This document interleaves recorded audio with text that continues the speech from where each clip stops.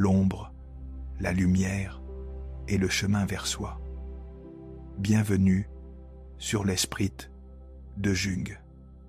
Ici, nous explorons les profondeurs de l'âme pour donner un sens à votre histoire.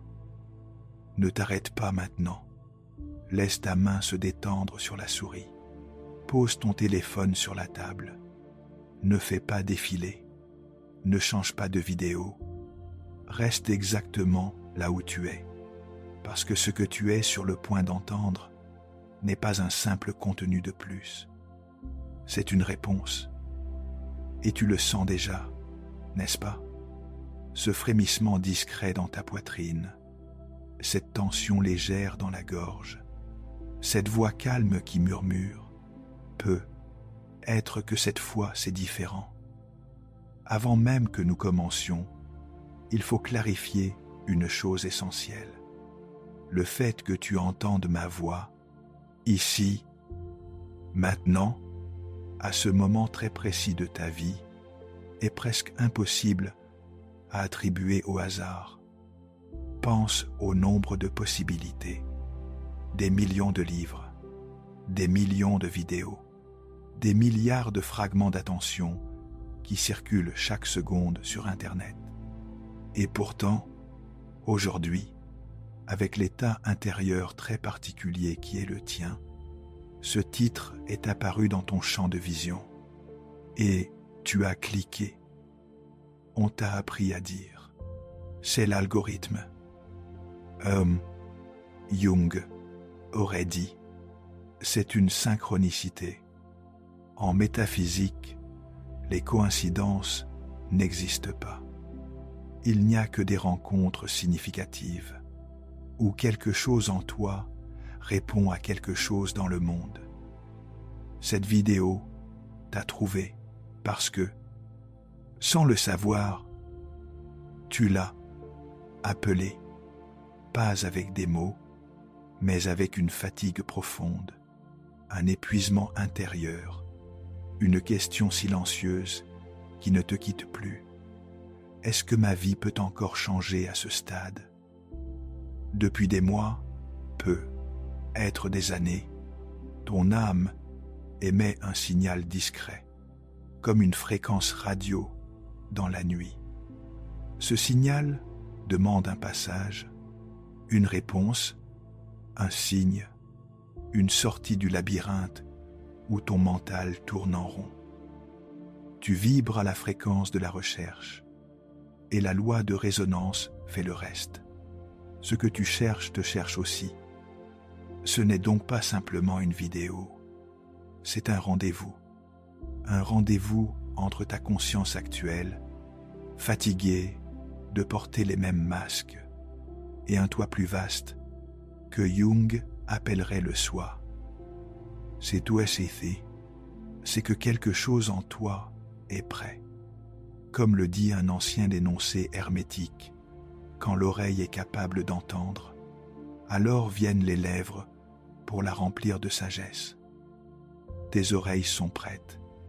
Ton histoire t'a amené jusqu'ici. Ce que tu vas entendre n'est pas une théorie pour briller dans les dîners. Est une carte, un schéma pour lire le langage caché de ta réalité. Pourquoi ce qui t'arrive t'arrive? Pourquoi tu rencontres les mêmes profils, encore et encore? Et comment passer du rôle de feuille emportée par le vent à celui du vent lui-même? Mais il y a un prix. Une fois que tu auras vu l'architecture invisible derrière tes expériences, tu ne pourras plus ne pas savoir, tu ne pourras plus te raconter que tout vient des autres, du gouvernement, de ton ex ou de ta date de naissance. Comprendre que tu as participé, souvent inconsciemment, à tout ce qui t'est arrivé est une immense responsabilité. Mais c'est aussi la clé de ta liberté. Si quelque chose bouge en toi, si ces mots résonnent plus dans ta poitrine que dans tes oreilles, considère ceci comme ton premier signe. l'heure de ton éveil intérieur a sonné. Chapitre 1. La loi de résonance. Tesla disait, « Si tu veux comprendre l'univers, pense en termes d'énergie, de fréquence et de vibration. » Les hermétistes ajoutaient, « Tu n'attires pas ce que tu veux, tu attires ce que tu es. » Ton mental rationnel s'y oppose déjà peu. Être. Ce n'est qu'une vidéo dans mes recommandations. On me l'a envoyée, j'ai cliqué, c'est tout. Permets-moi de suspendre cette explication rassurante.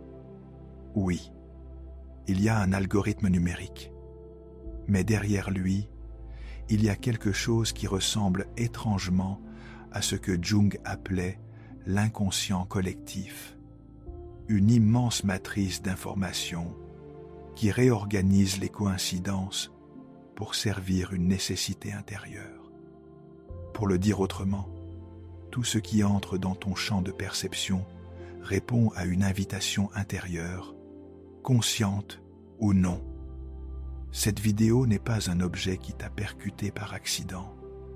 Elle est l'écho d'un appel, lancé parfois, il y a longtemps, un soir de solitude, dans une chambre où tu te demandais en silence, « Est-ce que ma vie, telle qu'elle est, peut vraiment être tout ce qu'il y a ?»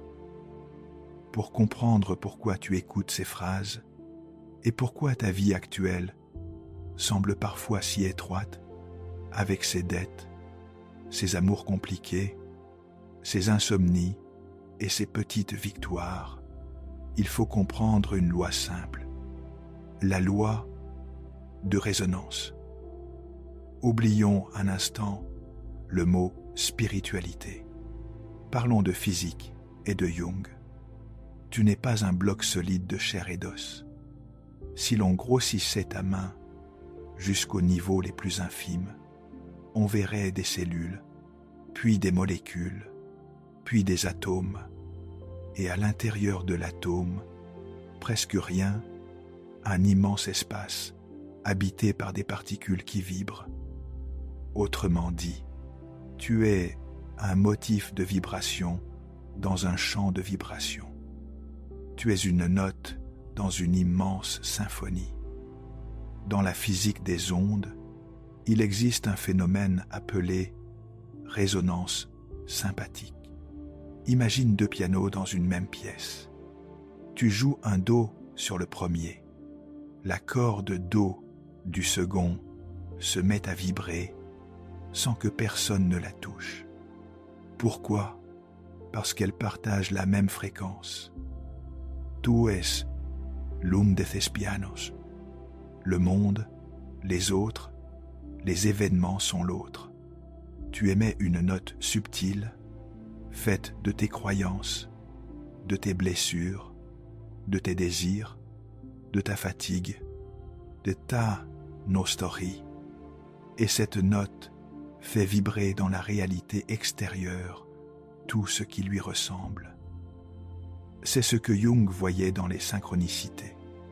Des rencontres entre un état intérieur et un événement extérieur, sans lien de cause à effet, mais reliés par un sens. Tu n'attires pas ce que tu affirmes vouloir, mais ce que tu es en profondeur. Et ce tu es se joue surtout là où la lumière de ta conscience ne va pas, dans l'ombre. Avant d'aller plus loin, faisons une première pratique, simple mais radicale. Ferme doucement les yeux, si tu le peux. Pose une main sur ta poitrine, là où tu sens battre ton cœur.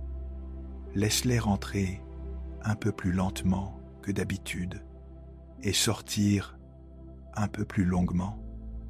Observe, sans juger, ce que cette journée a laissé en toi. La mâchoire serrée, le plexus contracté, la gorge nouée. Imagine que chaque tension est une phrase que ton âme ne parvient pas à prononcer. Demande-lui silencieusement de quoi Essaies-tu de me parler en ce moment de ma vie? Ne cherche pas de réponse claire. Laisse seulement apparaître une image, un souvenir, un mot. Puis, quand tu seras prêt, rouvre les yeux. Revenons à la loi de résonance. Imagine maintenant que tu es une radio intérieure. Ce que tu appelles « ma vie » dépend de la station sur laquelle ce poste est réglé. Si ton bouton est bloqué sur « Victime FM », les informations confirment que le monde est dangereux. Les rencontres confirment que tu n'es pas vraiment vu. Les factures inattendues semblent prouver que tu n'y arriveras jamais. Si ton bouton glisse vers une autre station, ce ne sont pas les faits qui changent d'abord, c'est ton angle de vision. Tu commences à remarquer d'autres choses, d'autres gens, d'autres issues. Jung aurait parlé ici de déplacement du centre de gravité psychique. Un pas de plus vers le soi, un pas de moins dans l'identification à l'ego blessé. Pour que cela ne reste pas abstrait, laisse-moi te raconter une histoire. Il y avait une professeure de lettres de 52 ans, Claire, qui vivait dans une petite ville de province. Ses enfants venaient de quitter la maison. Son couple survivait plus par habitude que par amour. Extérieurement, tout tenait. Un poste stable, une maison, quelques amis, les dîners du samedi. Mais chaque matin, en s'asseyant dans sa voiture pour aller au lycée, elle sentait un poids dans la poitrine, comme si elle entrait dans une histoire qui n'était plus la sienne. Depuis quelques années, elle s'entendait dire « À mon âge, je ne vais pas tout changer ». Elle répétait cela devant ses amis, devant le miroir, même devant ses élèves. La nuit, elle rêvait souvent qu'elle ratait un train, qu'elle courait sur le quai avec une valise beaucoup trop lourde. Elle se réveillait avec la mâchoire crispée, une douleur sourde dans le plexus solaire. Plus elle se sentait étrangère à sa vie, plus elle s'accrochait à la routine. Mêmes horaires, même conversation, même plainte. Son corps commença à parler plus fort. Insomnias, eczéma, palpitations au moindre stress.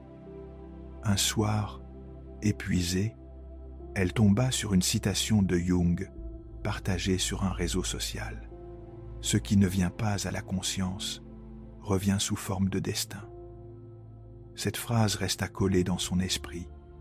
Quelques semaines plus tard, après une journée particulièrement lourde, Claire s'assit dans sa cuisine, le dos contre le radiateur froid. Sa gorge était serrée. Elle avait l'impression de porter une armure trop lourde, celle de la femme raisonnable. Sans réfléchir, elle posa une main sur sa poitrine et se surprit à murmurer. Si ma vie n'était plus organisée autour de la peur, à quoi ressemblerait-elle? La question descendit comme une pierre dans l'eau. Elle sentit d'abord une vertige, puis une chaleur lui montait aux yeux. Dans ce silence, une image claire surgit. Elle, dans une petite salle remplie de livres, animant un cercle d'écriture avec des femmes de son âge. Rien de spectaculaire, mais son corps réagit comme à une bouffée d'air. Son ventre se détendit, le va-v-ier, ses épaules tombèrent d'1 centimètre. Elle comprit que son mal se nommait ne plus être au centre de sa propre histoire. 6 mois plus tard, elle était toujours professeure, mais quelque chose avait changé. Elle avait proposé un atelier d'écriture au CDI du lycée qu'elle animait 1 fois par semaine. Elle avait rejoint un groupe de lecture jungienne dans la ville voisine. Son couple traversait une phase honnête, parfois douloureuse, mais vraie. Son eczéma avait presque disparu. Elle disait souvent « J'ai l'impression de revenir chez moi ». Elle n'avait pas tout changé, mais en modifiant sa note intérieure, c'est la texture même de son quotidien qui avait commencé à se transformer, comme si le destin, auparavant subi, devenait un dialogue. Récapitulons un instant. Tu as entendu que rien de ce qui entre dans ton champ de conscience n'est réellement neutre. Tes rencontres, tes hasards, ta fatigue même, parlent la langue de la résonance. Tu as vu que ta vie ressemble davantage à un film projeté depuis l'intérieur qu'à un décor imposé de l'extérieur. Et tu as commencé à sentir que ton corps, poitrine serrée, plexus noué, gorge bloquée, est le premier écran sur lequel se projette ce film inconscient. Si tu commences à écouter ces signaux avec curiosité plutôt qu'avec peur, tu entres déjà dans un autre rapport à toi-même, moins victime, plus auteur. Chapitre 2. La réalité comme miroir. Pour Jung, le monde extérieur est souvent la scène sur laquelle se jouent nos contenus intérieurs refoulés. Ce que nous appelons réalité fonctionne comme un miroir psychique. Imagine-toi le matin, devant ton miroir. Tu découvres une trace sombre sur ton visage. Au lieu de laver ta peau, tu te mets à frotter le verre avec rage.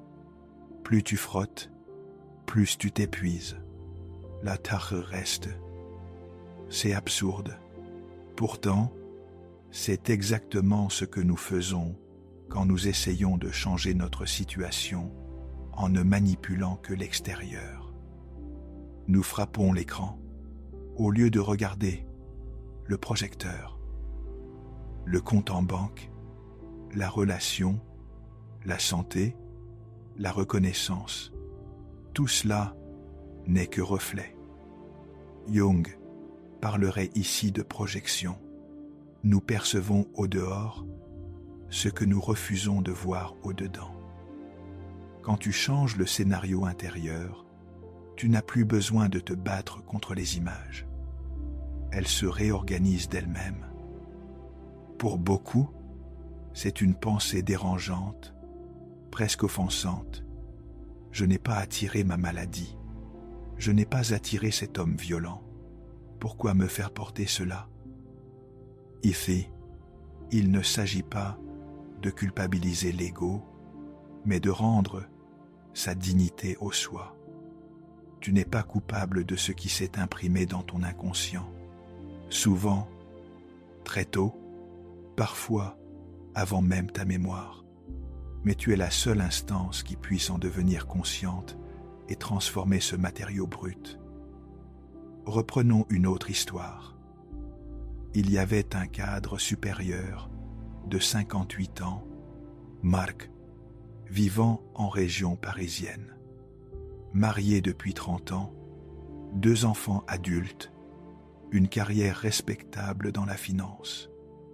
Sur le papier, tout allait bien, mais depuis la cinquantaine, une lassitude lourde s'était installée.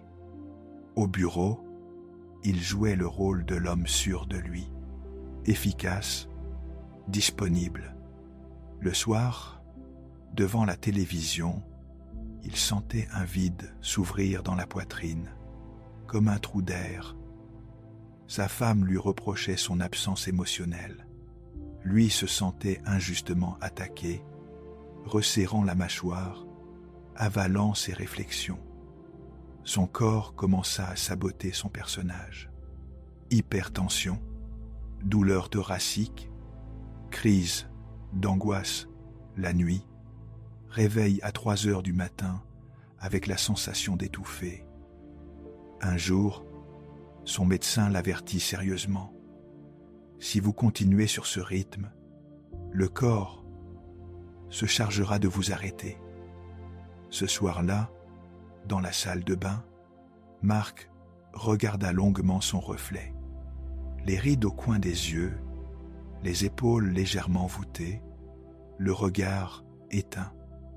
Il sentit une pression sourde dans le plexus, comme si quelque chose, en lui, frappait à la porte. Une phrase lui vint. « Toute ma vie, j'ai été ce qu'on attendait de moi. Je ne me suis jamais demandé qui j'étais en deçà. » Ce fut son déclencheur. Il accepta, presque à contre-cœur, de commencer une thérapie analytique avec une femme formée à la pensée jungienne. Au fil des séances, il explora ses rêves. Toujours le même motif d'un petit garçon, enfermé dans un bureau sombre, pendant que les adultes parlaient de choses importantes. Il prit conscience de sa propre enfance, un père absent, une mère qui ne valorisait que la performance. Peu à peu, il vit que son hypercontrôle, sa rigidité, son incapacité à dire « j'ai peur » étaient des armures forgées tôt. Son cœur, littéralement, n'en pouvait plus de porter cette cuirasse. 6 mois plus tard, rien n'avait l'air spectaculaire de l'extérieur.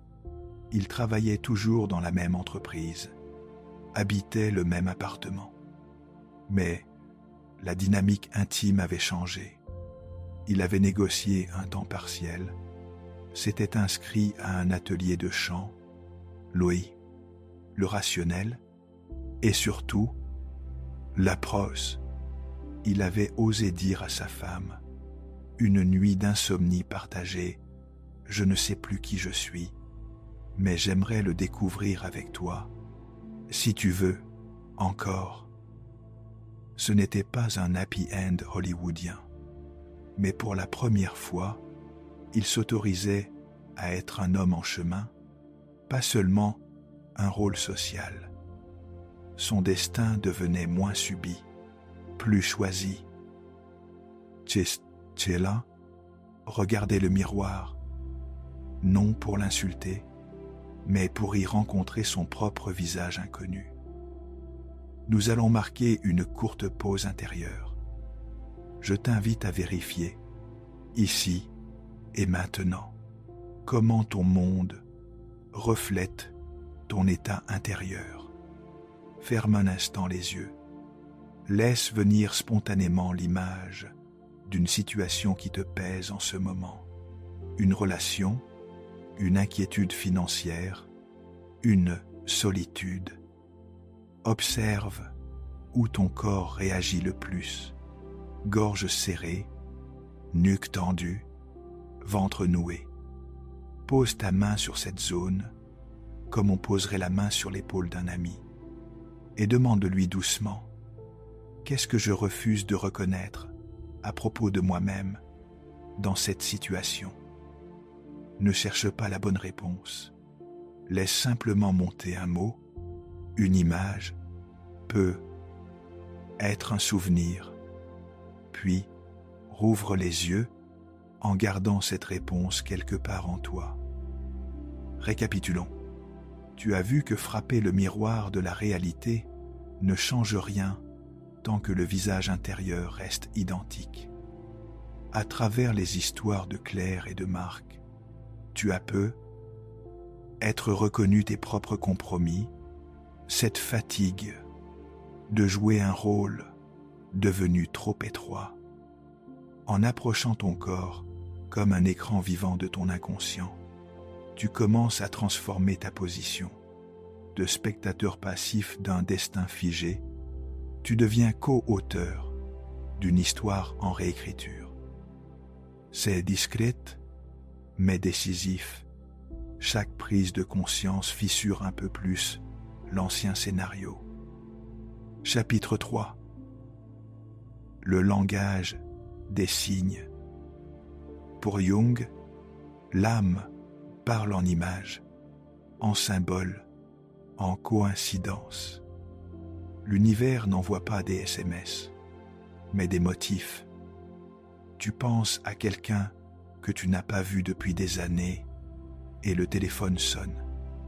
Tu hésites à accepter une proposition et le nom de cette proposition se répète 3 fois dans la même journée sur des lèvres différentes.